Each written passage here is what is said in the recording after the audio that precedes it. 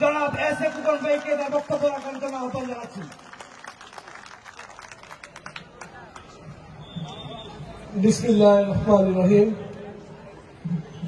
ঢাকা মহানগর উত্তর স্বেচ্ছাসেবক দল অন্তর্গত উত্তরা পশ্চিম থানা স্বেচ্ছাসেবক দলের আজকের এই কর্মী সভার সহযোদ্ধা সভাপতি, সাবেক ছাত্রনেতা, উত্তরা পশ্চিম থানা স্বেচ্ছাসেবক দলের সংগ্রামী আহ্বায়ক, ঢাকা মহানগর উত্তর স্বেচ্ছাসেবক দলের সংগ্রামী সহসভাপতি জনাব মুস্তফা কামাল হৃদয়, আজকের এই ছাত্রনেতা জাতীয়তাবাদী স্বেচ্ছাসেবক দল ঢাকা মহানগর উত্তরের সাবেক সফল সাংগঠনিক সম্পাদক, সাবেক সফল ভারপ্রাপ্ত সাধারণ সম্পাদক, ঢাকা মহানগর উত্তর স্বেচ্ছাসেবক দলের ঐক্যের পথে ঢাকা মহানগর স্বেচ্ছাসেবক দলের বিপ্লবী সভাপতি শেখ ফরিদ হোসেন, আজকের সভার সম্মানিত প্রধান বক্তা জাতীয়তাবাদী ছাত্রদল ঢাকা মহানগর পশ্চিমের সাবেক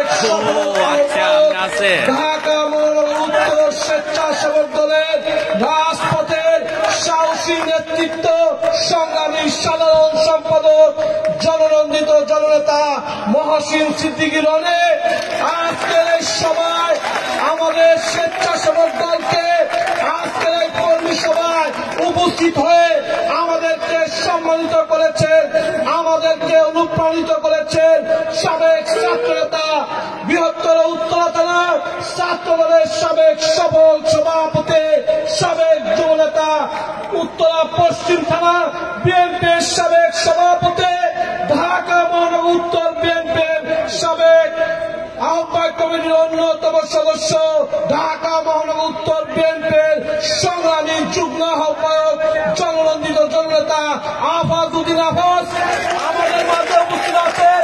উত্তরা পশ্চিম থানা বিএনপির অন্যতম নেতা, রাজপথের সাহসী নেতা আব্দুল সালাম উপস্থিত আছেন।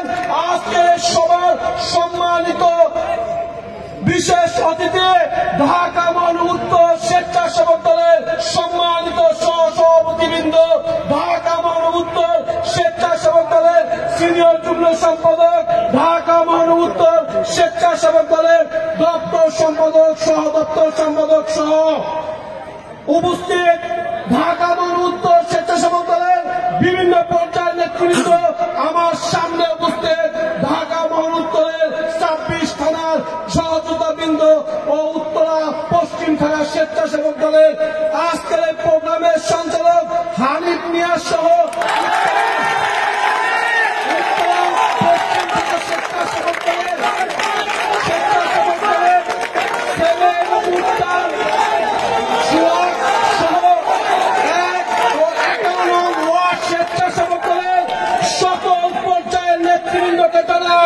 জাতীয়তাবাদী স্বেচ্ছাসেবক দল ও আমার ব্যক্তিগত পক্ষ থেকে সংগ্রামী শুভেচ্ছা ও বিপ্লবী অভিনন্দন।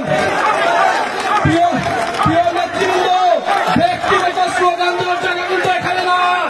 প্রিয় নেতৃবৃন্দ, ব্যক্তিগত স্লোগান এখানে দেওয়া দেবেন না। জাতীয়তাবাদী স্বেচ্ছাসেবক দল উত্তরা পশ্চিম থানা অত্যন্ত সুশৃঙ্খল থানা, সেটা কিন্তু আপনারা প্রমাণ করবেন।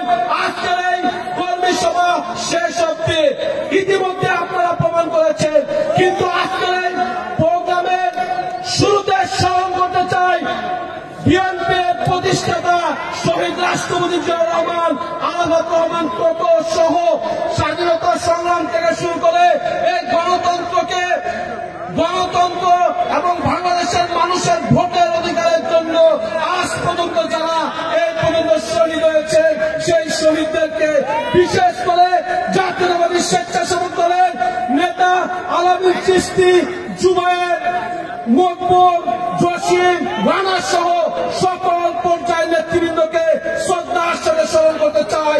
তাদের আত্মদানের ফলে এই যে ৫ই আগস্ট বাংলাদেশের দ্বিতীয় স্বাধীনতার স্বাদ আমরা পাচ্ছি, এখানে দাঁড়িয়ে ১৭ বছর পর এরকম বিএনপির সভা করতে পারতেছি।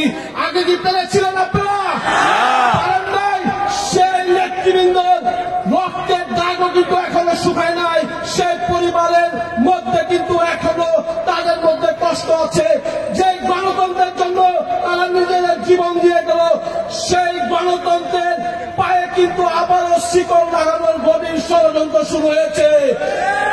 সেই ষড়যন্ত্রকে, সেই শিকলকে ছিঁড়ার জন্য যদি বিএনপির ভারপ্রাপ্ত চেয়ারম্যান আগামী রাষ্ট্রনায়ক জনাব তারেক রহমানের ডাক আসে রাজপথে, এই উত্তরা রাজপথে কারা কারা নামার জন্য বিশ্বাস করে ছাত্র আন্দোলন থেকে শুরু করে গত 17 বছর রাজপথে এই তৃণমূলের উত্তরা থানা স্বেচ্ছাসেবক দলের নেতৃবৃন্দরাই কিন্তু রাজপথে আমরা আন্দোলন করেছি, আমরাই জেল খেটেছি, মামলা খেয়েছি, আমাদের সহযোদ্ধারাই কিন্তু গুলিবিদ্ধ হয়েছে। তুরাগ থানার দুলালকে ছিলেন, উত্তর থানায় আনোয়ারকে ছিলেন, রাজপথে কিন্তু তারা থেকে গুলিবিদ্ধ হয়েছিল। এবং সেইখান থেকে বলতে চাই, আগামী দিনে যদি আন্দোলন সংগ্রামে যদি করতে হয়, বিএনপির নেতৃবৃন্দ উপস্থিত আছেন, তাদেরকে বলতে চাই জাতীয়তাবাদী স্বেচ্ছাসেবক দলের সকল পর্যায়ের নেতৃবৃন্দকে সামনে থেকে বুক পেতে দিব। আমরা সেই অঙ্গীকারকে করে আজকের মতো আমার বক্তব্য এখানে শেষ করলাম। শেষ পর্যায়ে একটি কথা বলি, আজকে যেহেতু কর্মী সভা, আগামী দিনের কমিটি তাদের দ্বারাই হবে যারা অতীতে আন্দোলন সংগ্রামে রাজপথে ভূমিকা রেখেছিলেন, রাজপথে ছিলেন, তাদেরকে তারা ইনশাআল্লাহ কমিটি হবে। আজকের মতো বিদায় নিলাম। বাংলাদেশ জাতীয়তাবাদী স্বেচ্ছাসেবক দল জিন্দাবাদ, শহীদ রাষ্ট্রপতি জিন্দাবাদ,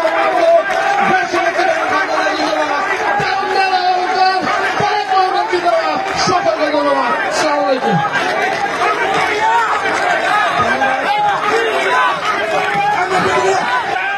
ধন্যবাদ জনাব এস এ খোকন ভাইকে।